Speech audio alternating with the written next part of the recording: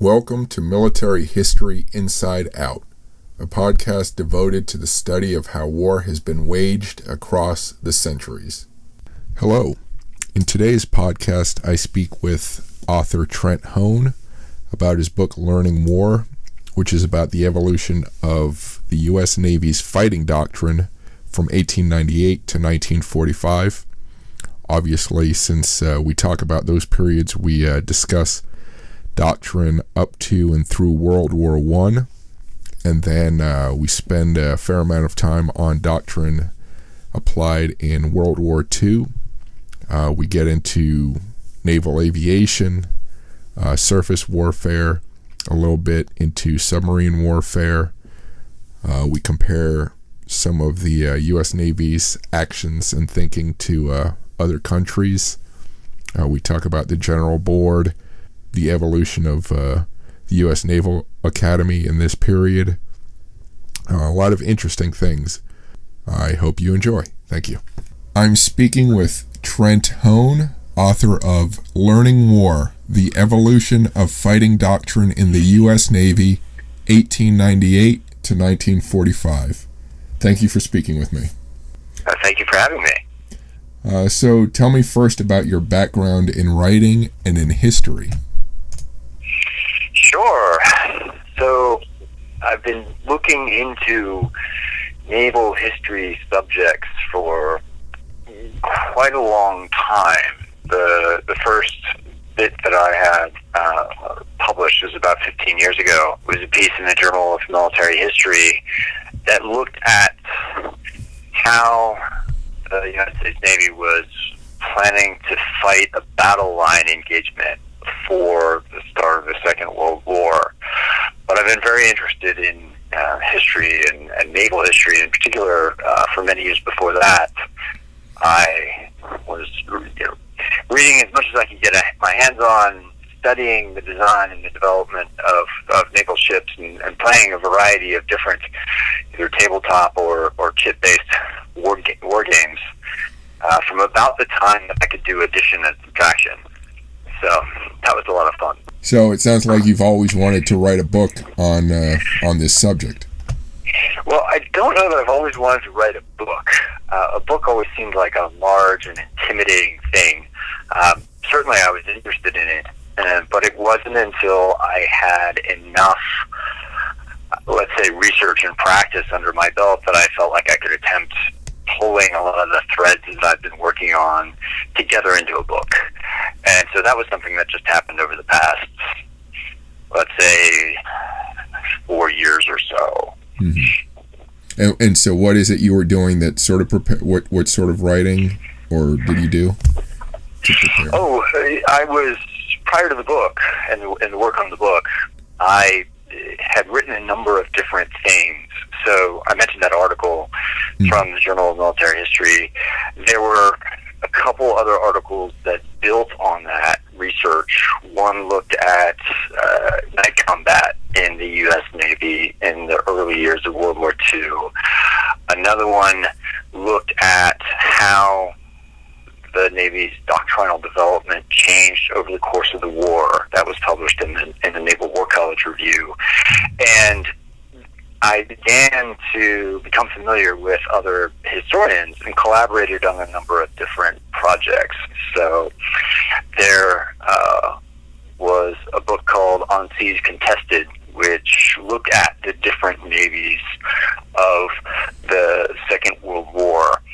And I wrote a chapter in that on the United States Navy. And there was another one, I think it was called To Crown the Waves, that did the same thing for World War I. Mm-hmm. And I also wrote the U.S. history on that one. Yes, To Crown the Waves, the great navies of the First World War. Mm-hmm. That was his name. Okay, so tell me a little bit about this book.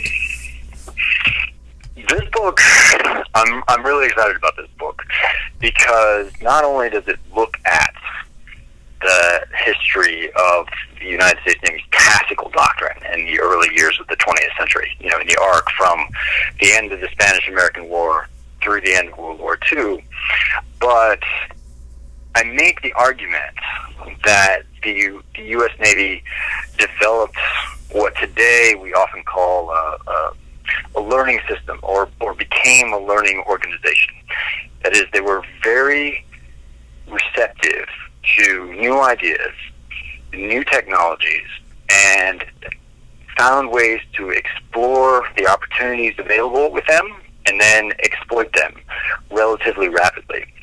There's a lot of literature that looks at how the U.S. Navy did that in the interwar period between World War I and World War II with regards to naval aviation. But what I try to show is that if we look at this in a longer time scale, before the introduction of the airplane, the foundation for that innovative practice was established many years earlier. And by looking at surface warfare tactics and doctrine, I think I present a broader picture of the U.S. Navy's innovative techniques and approaches over the first half of the 20th century. Was it, did you find it primarily personality driven, or was it structurally? That's a lovely question, because one of the things that I see, or we could find in a lot of the established literature, is there's an emphasis on the personalities.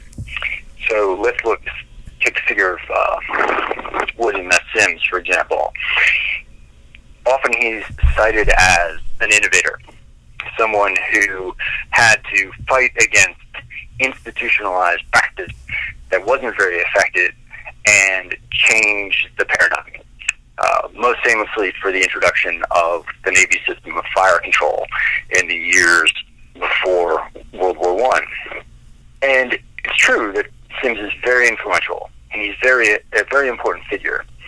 But he's working against this backdrop, or I should say with this backdrop of other individuals who often receive less credit, who are granting him the freedom to operate in the way that he became famous for. So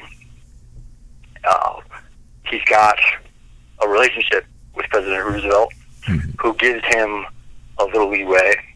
There's some opportunity there, but also within the Navy itself. So the chief of the Bureau of Navigation at the time that Sims was appointed to be director of target practice is a man named Henry Clay Taylor. And he put Sims in that role. And he is interested in the kind of work that Sims wants to do.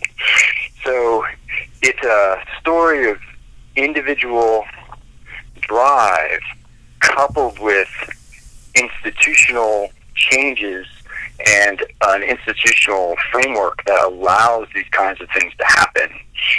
And I try to chart that history in the book. So why'd you start with the end of the Spanish-American War? What happened there that...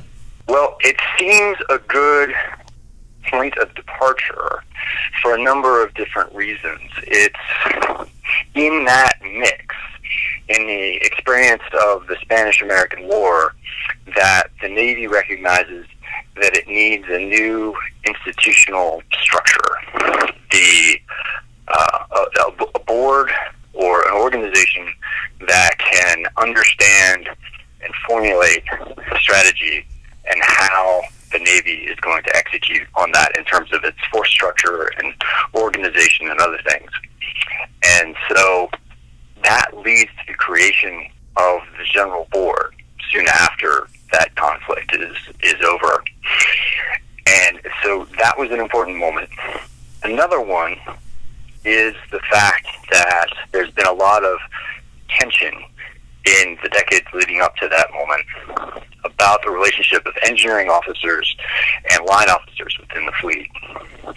Engineering officers are not treated as line officers. They're a separate organization. And soon after the Spanish-American War, that comes to a head as well. And there's a determination made that to command the modern ships that are now equipping the United States Navy, all line officers have to have engineering knowledge. And engineering officers, those who are young enough, should be accorded the opportunity to become line officers if they wish to do so. And that marks the beginning of Annapolis, the Naval Academy, as an engineering school. Prior to that, that wasn't its focus. And those two things create a new paradigm that first allows the Navy to begin to learn a bit more systematically from the introduction of engineering and scientific approaches at the Naval Academy. And then, second, an institutional basis for looking at how it's going about its business and making it better. And that latter is the General Board. So I think after the Spanish-American War, didn't the U.S. pretty much gain sort of an overseas empire, so to speak, and did that spur the Navy to worry more about how are they going to protect these territories? Yes, excellent. That is another important construct, right? So after the Spanish-American War, the United States becomes a global power. The acquisition of the Philippines pulls the Navy's attention farther towards the Western Pacific.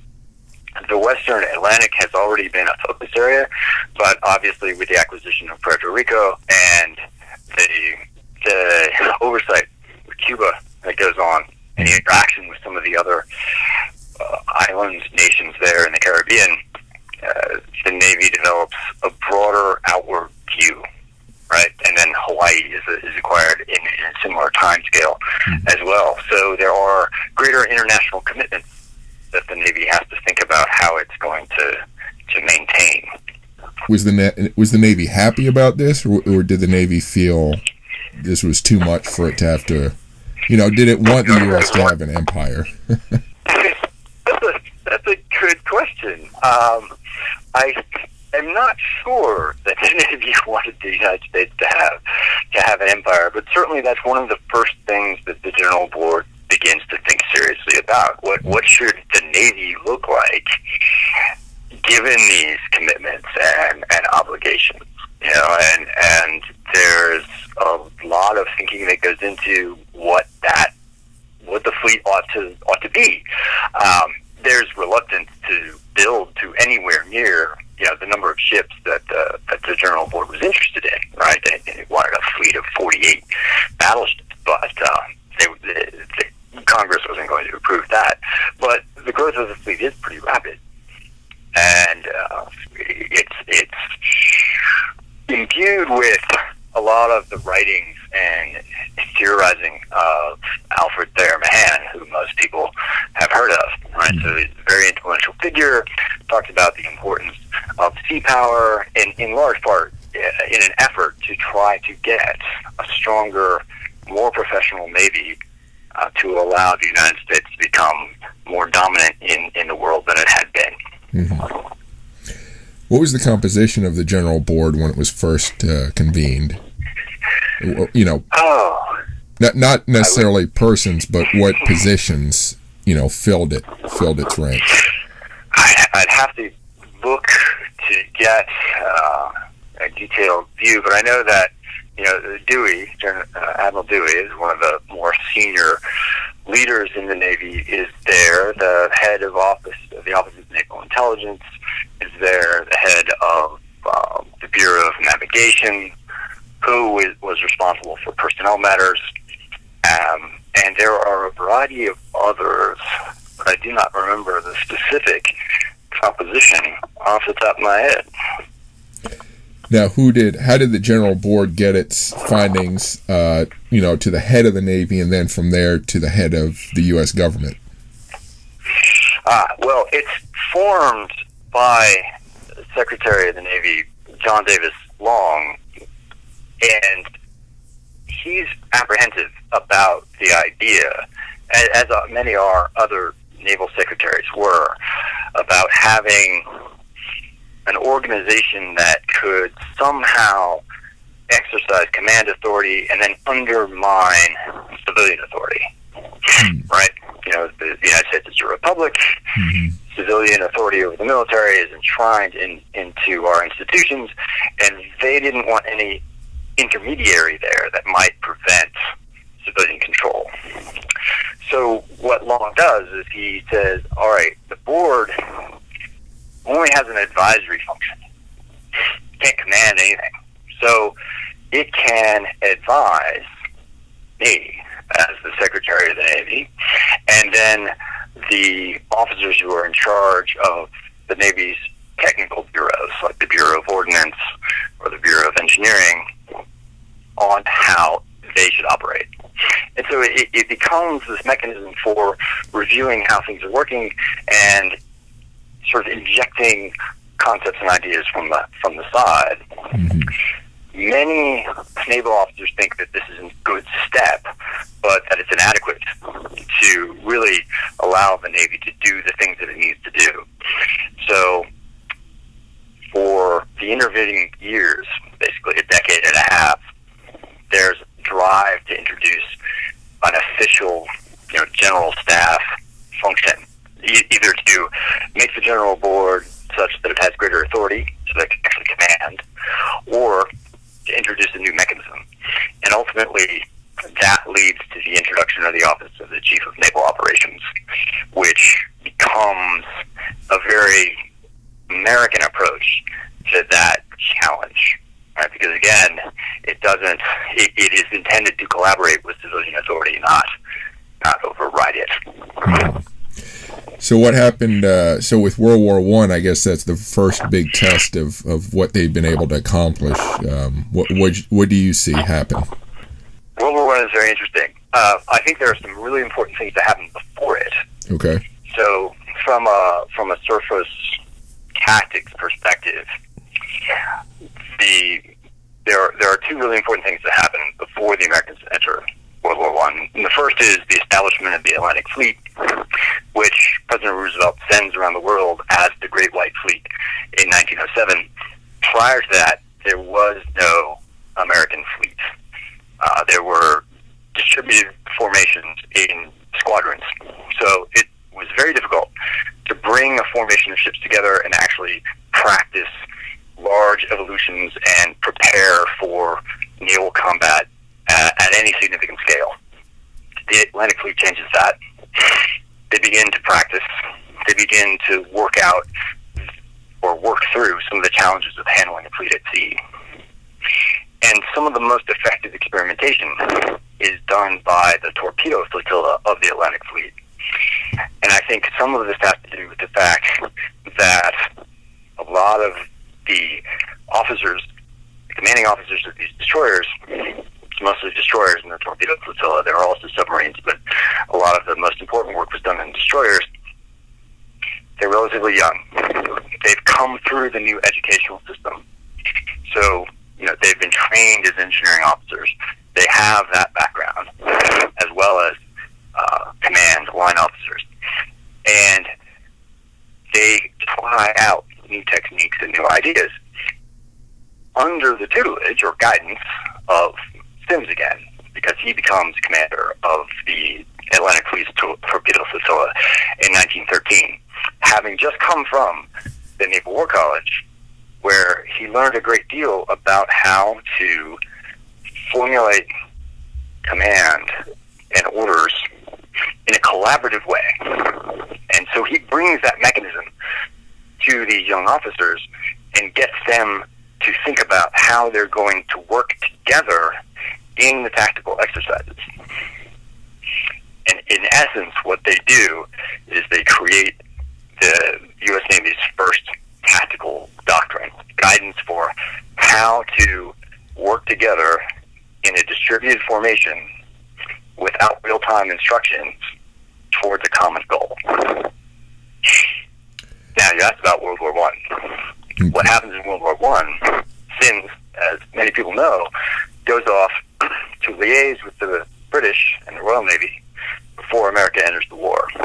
Once America enters the war, he ultimately becomes commander of American naval forces in Europe. And he takes this concept of doctrine with him.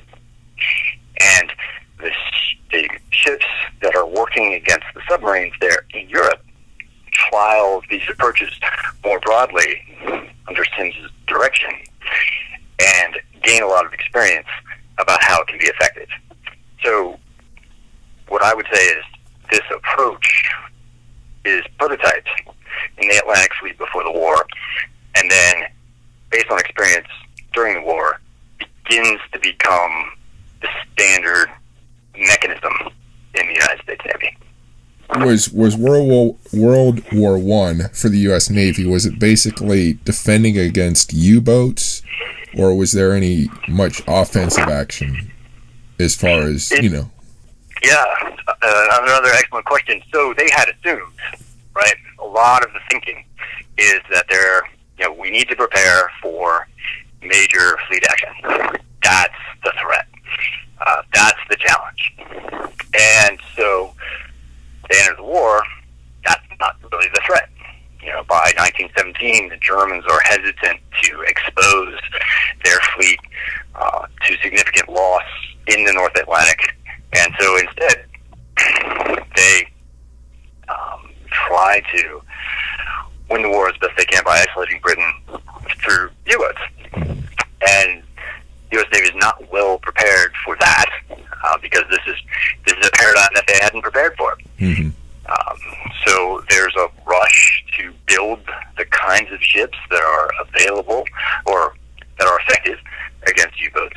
There's a massive number of destroyers that are built to the new, larger designs, and there are other smaller ships that are of questionable utility, but a lot of them are built, and that's what the U.S. Navy tries to do. There's also an amazing investment in the North Sea mine barrage, which the Bureau of Ordnance was quite proud of because it involved these very sophisticated magnetic mines, or electromagnetic, I should say.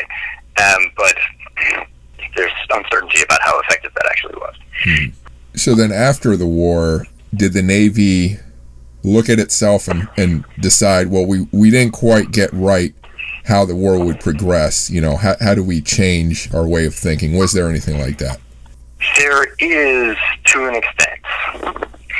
What I cover in a bit more detail in the book is how that thread about doctrinal development that was experimented with before the war and then proved successful during the war becomes the basis for how the Navy begins to develop tactical doctrine through the course of the interwar period. Okay. But there's also a general sense that there's a lot of different options now for how a fleet could fight. Mm-hmm. Right. So before World War I, there's a lot of focus on the battle fleet, battleships.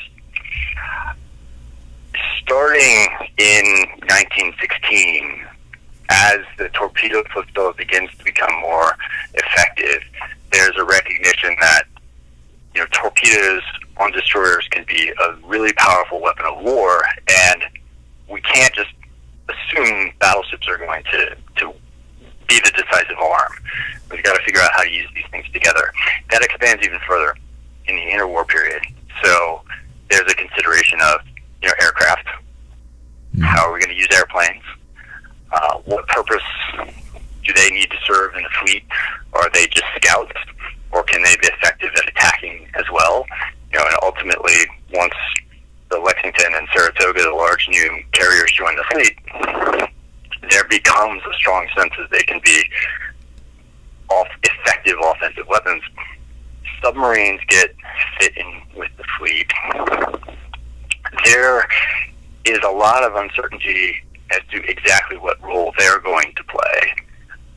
I don't discuss that a great deal, but if you look at the records of the fleet problems, it's clear that there's a recognition it's going to be problematic to use them closely with the fleet. It's too difficult to coordinate.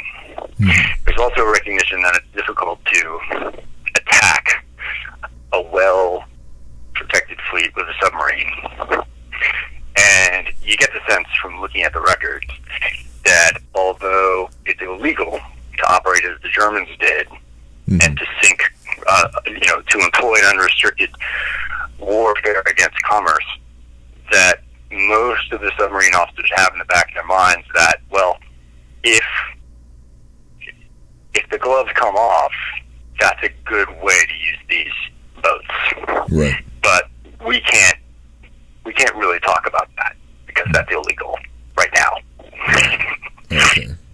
and I'm kind of skipping ahead to World War II, it's often said, or I've often heard or read that, everyone still thought battleships were the way that World War II would be fought, not just the U.S. I think Japan kind of felt that way.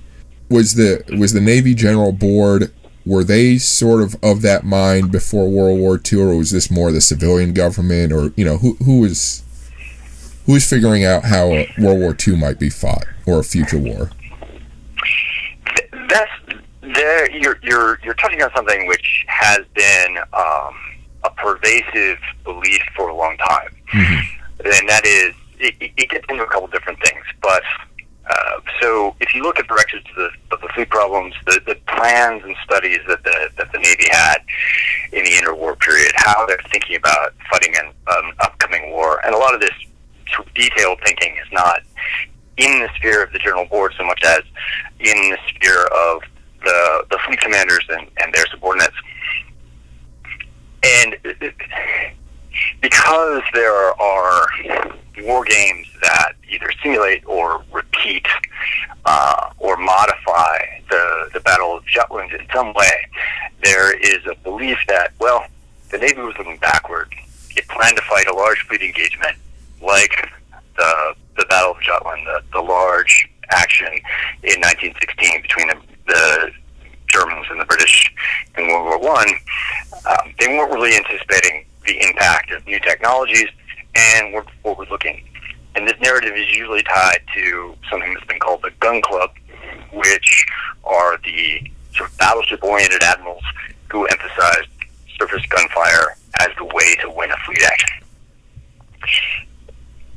The historical record is a lot more nuanced than that view, and I think what's come down to us is an unfortunate filtering, because the successful high-level officers in the Navy, meaning the ones who did well in these fleet problems and the ones who got promoted to the highest levels of command, were the ones who were open to new approaches to leveraging all the different combat weapons within the fleet.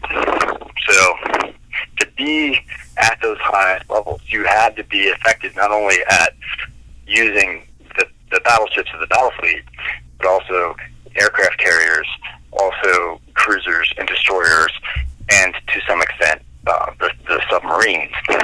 So there's more diversity of thought in terms of how a fleet action would be fought and won than generally is recognized.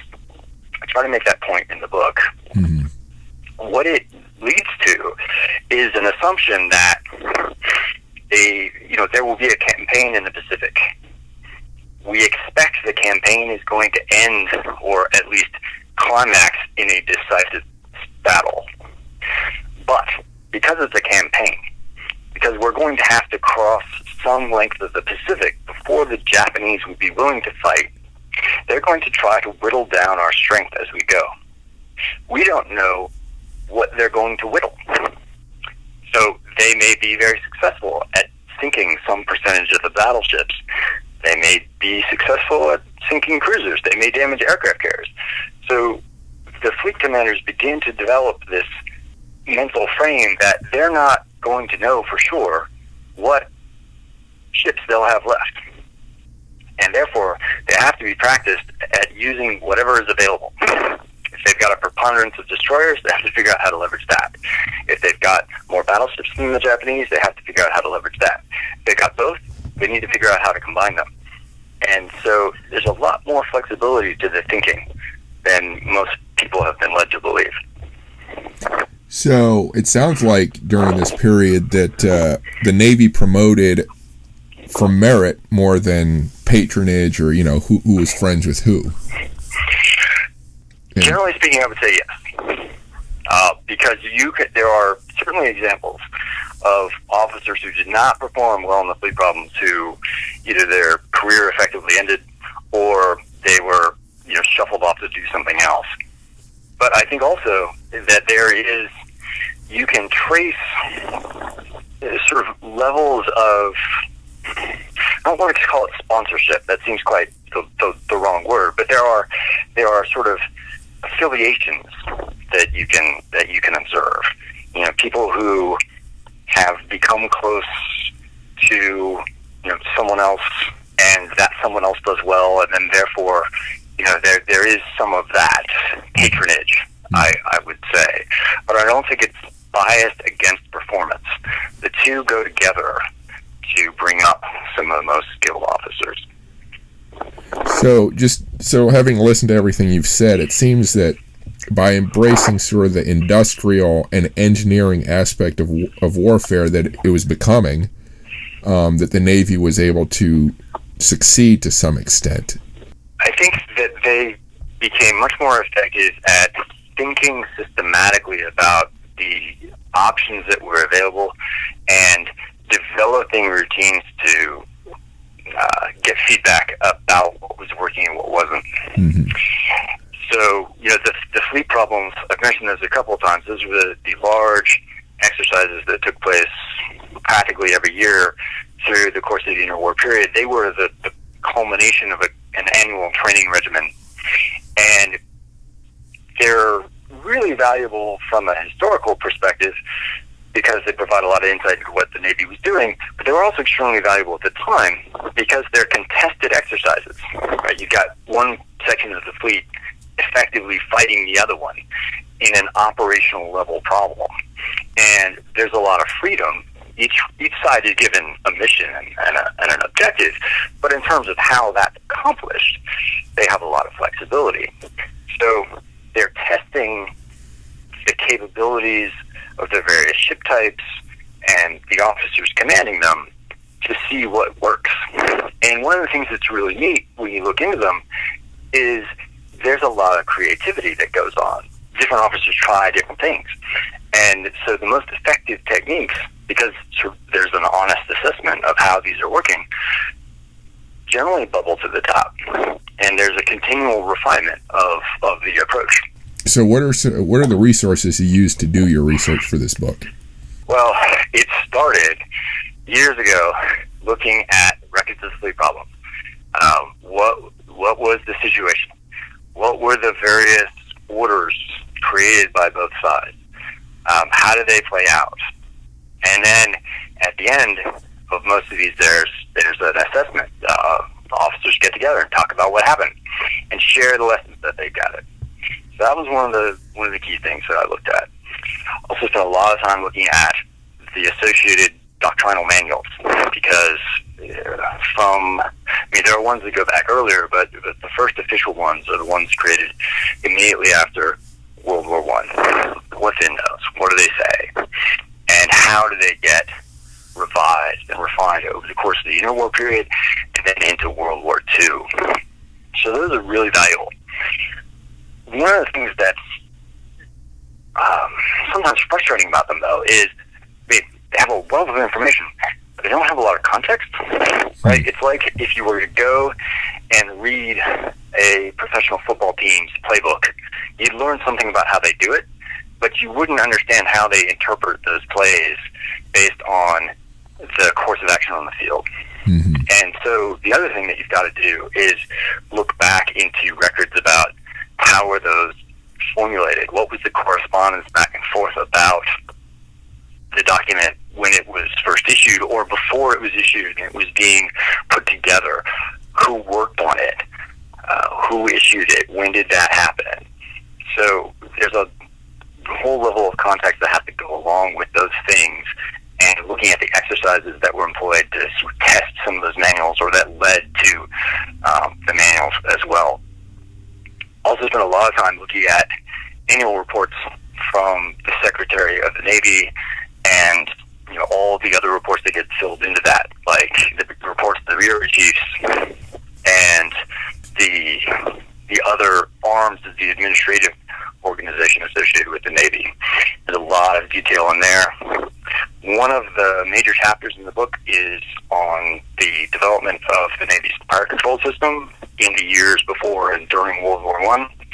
And there's a lot of material there, some of it which is in some secondary sources. That's quite good. So I pulled from a balance of secondary sources and also primary sources associated with that. Lots of things. So where do you find most of your primary sources? What archives?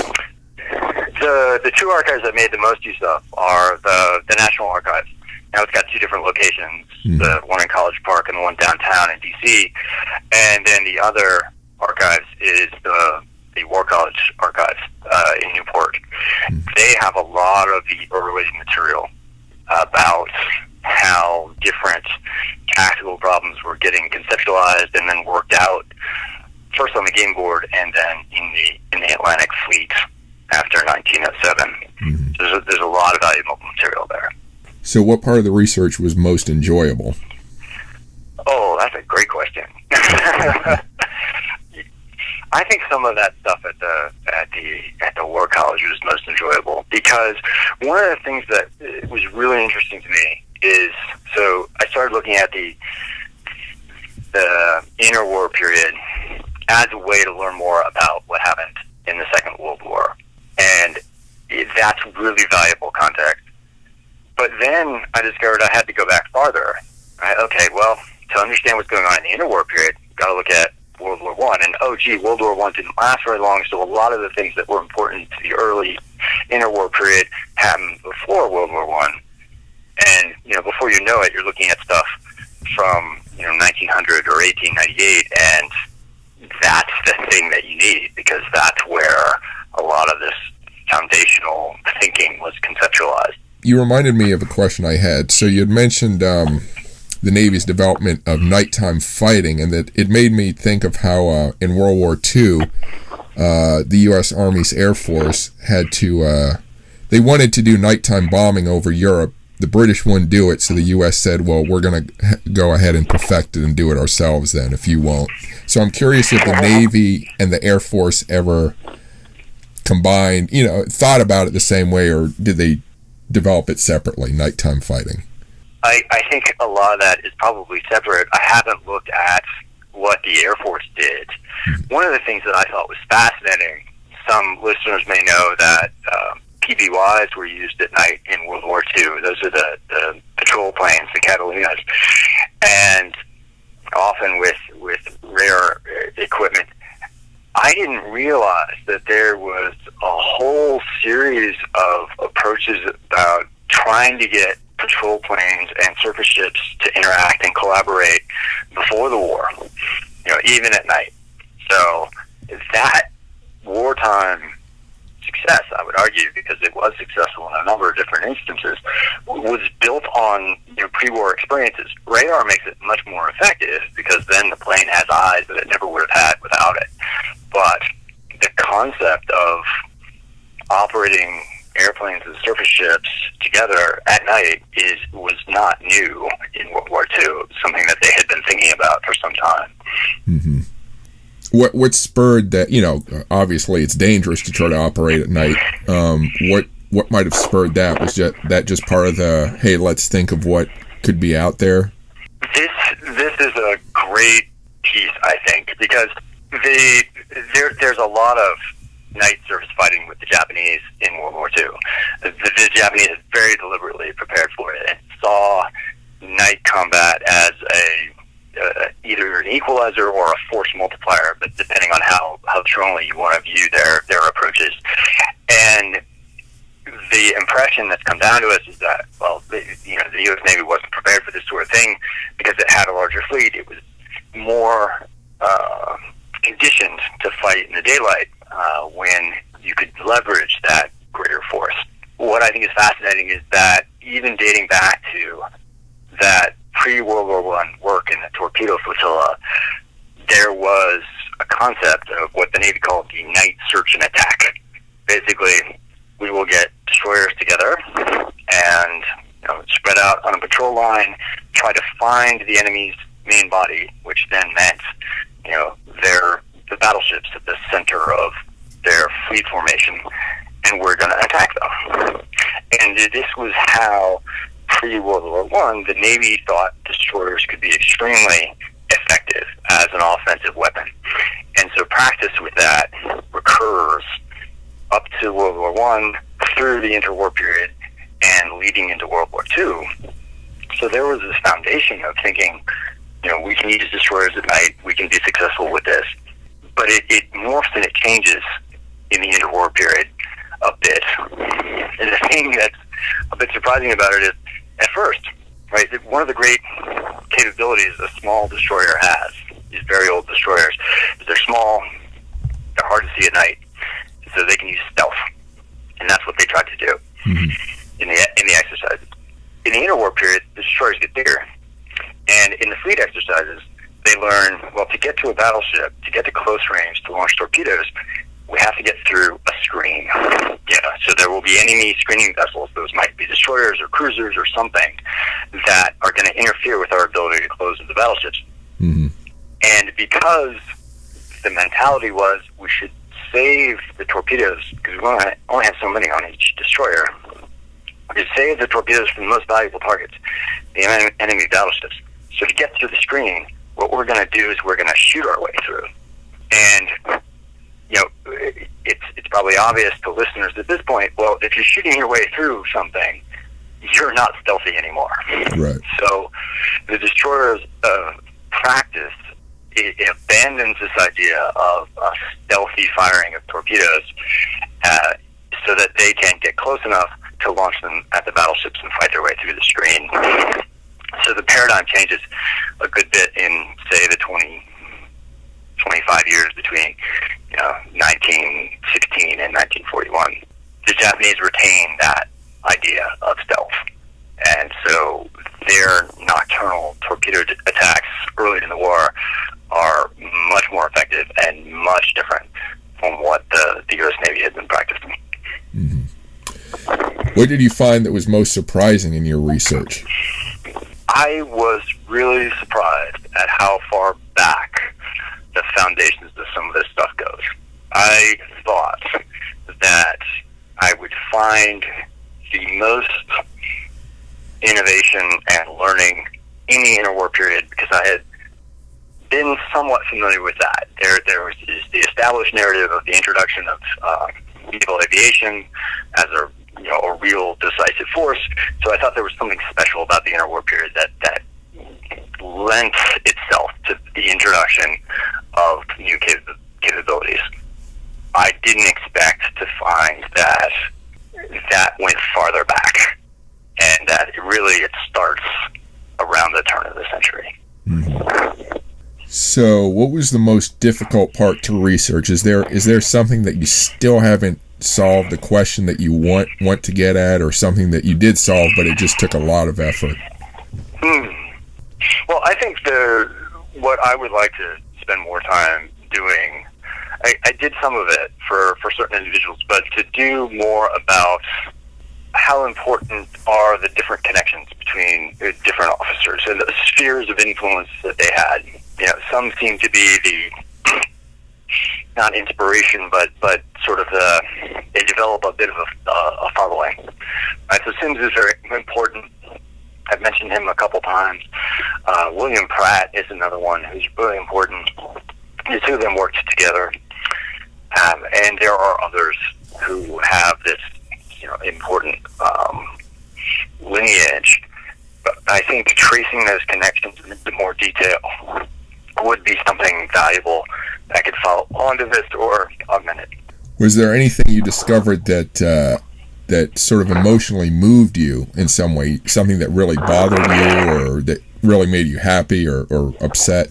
One of the things that I've woven into this that built on some research that I had done before about night combat early in the Second World War is a close and detailed look at the night surface action early morning on Friday, November 13th, 1942. This is where Daniel Callahan and Norman Scott take a mixed task force into Iron Bottom Sound off Guadalcanal and fight a Japanese bombardment group that's got 2 battleships and its escorting forces.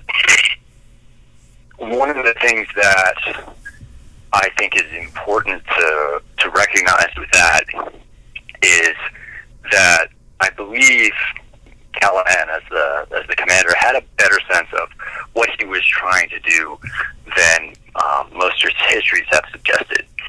I found a piece in the Naval War College archives that charted fighting strength ratios at various ranges between, it compared 2 American treaty cruisers against one of those Japanese fast battleships, and also 3 American treaty cruisers against one of those fast battleships. Now, treaty cruisers are cruisers that were built under the treaty regime that held for most of the interwar period. Mm-hmm. Callahan had 3 of those ships: the San Francisco, the Portland, and the Helena. And if you look at those fighting strength comparisons, it becomes very obvious that the way the Navy was thinking about beating one of those Japanese battleships was to get to close range with 2 or 3 of these ships, because at longer ranges, the Japanese, the larger guns are just more powerful. But at close range, the cruisers can fire faster and can overwhelm, at least according to the analysis that they were performing, potentially overwhelm the battleships. So when I found that, his tactics made a lot more sense, because what he does in the battle is he tries to get close with his cruisers. And from what survives of the TBS logs, it's very apparent that even though it's a very confusing and desperate situation, he's trying to get his ships close. And he's trying to lead them from his flagship, San Francisco, a follow the leader kind of thing, let's go get them. And so that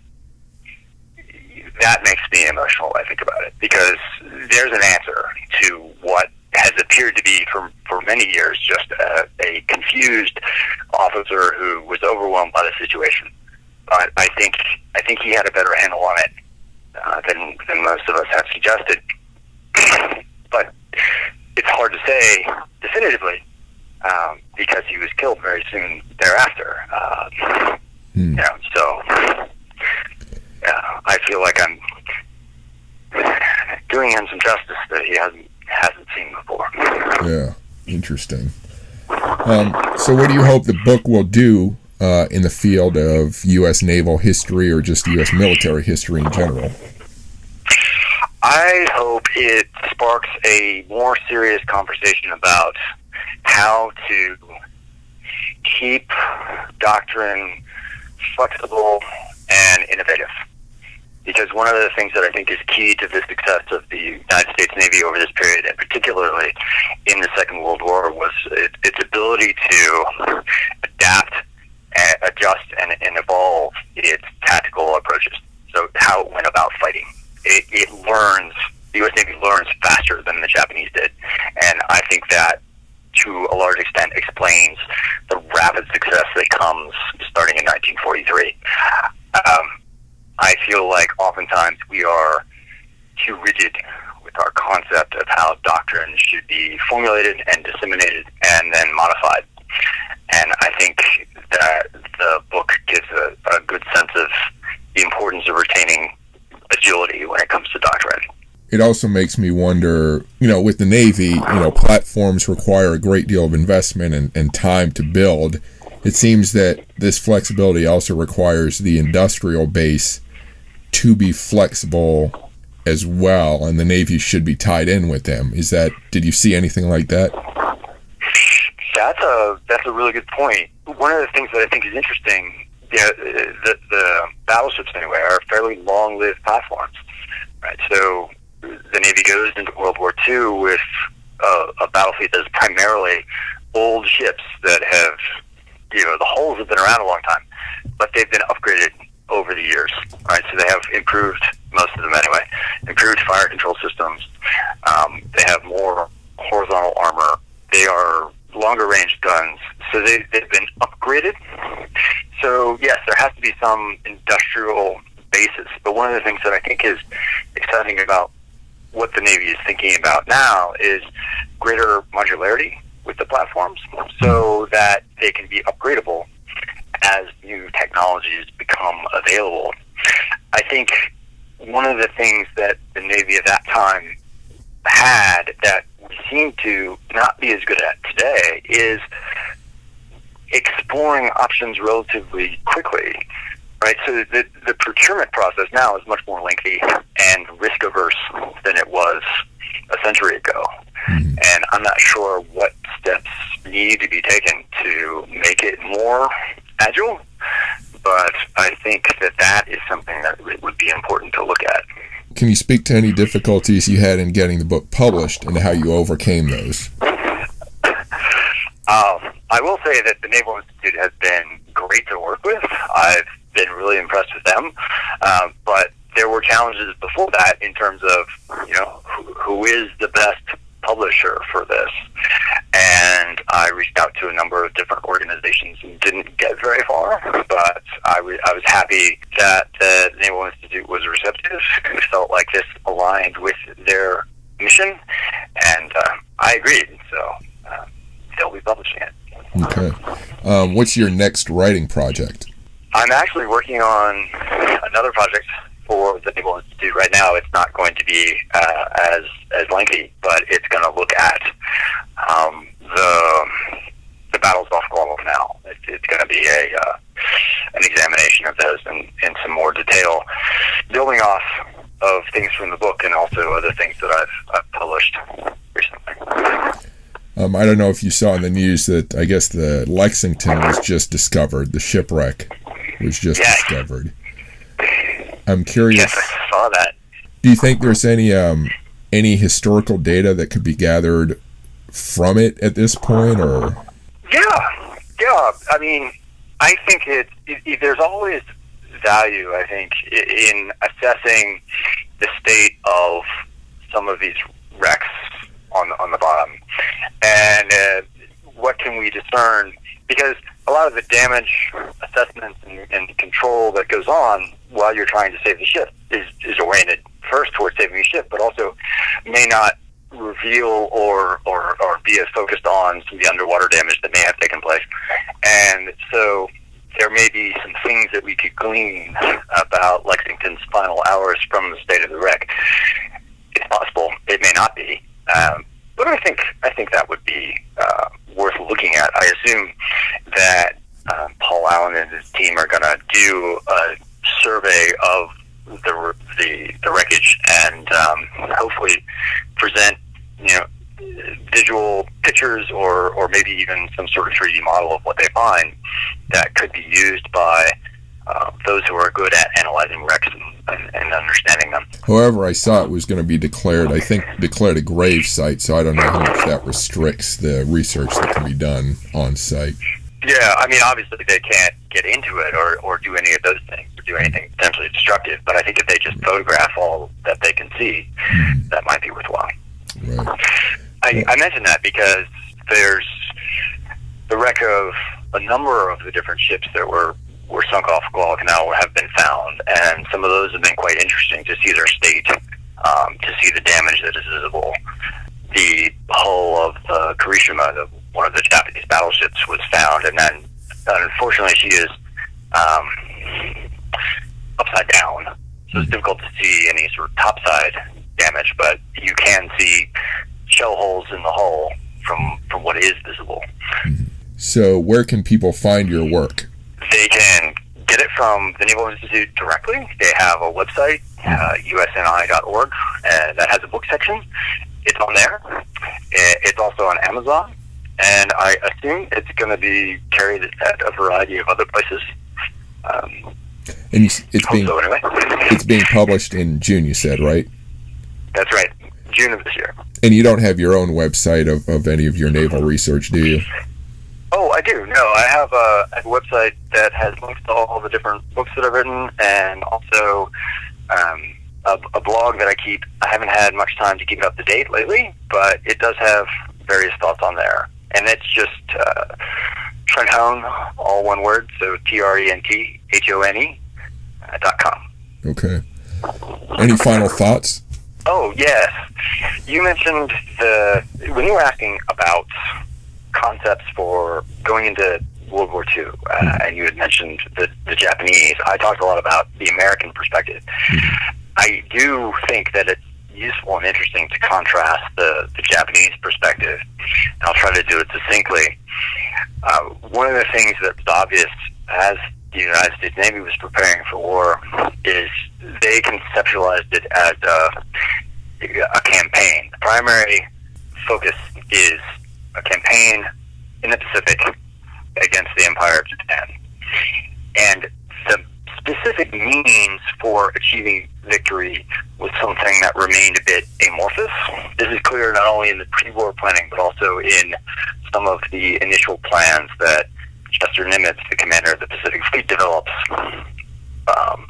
during the course of the war.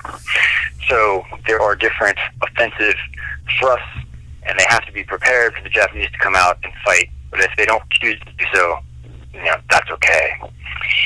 The campaign is the main theme. The Japanese approach is different. They became very focused on a battle. The battle becomes the main thing. And you can see this repeatedly, not only in their pre-war thinking, which unfortunately I haven't had a chance to study in great detail, but I've got some insight into it from what was in the U.S. Navy's records and also has been published in secondary sources. But it happens at Pearl Harbor, right? Pearl Harbor is sort of we'll strike this initial decisive blow, and that's a battle. It doesn't knock the United States out of the war, but it gives the Japanese freedom for a while. And then Midway is again conceptualized as we will draw out the American fleet and destroy it. Victory through the battle. And on through the battles that make up Leyte Gulf in October 1944.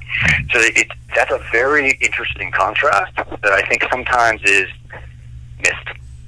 So I just wanted to highlight that. Okay. All right. Well, I guess that's all I have. So thank you for speaking with me. Yeah, thank you. This has been very enjoyable. Thank you for listening. More information can be found at warscholar.org.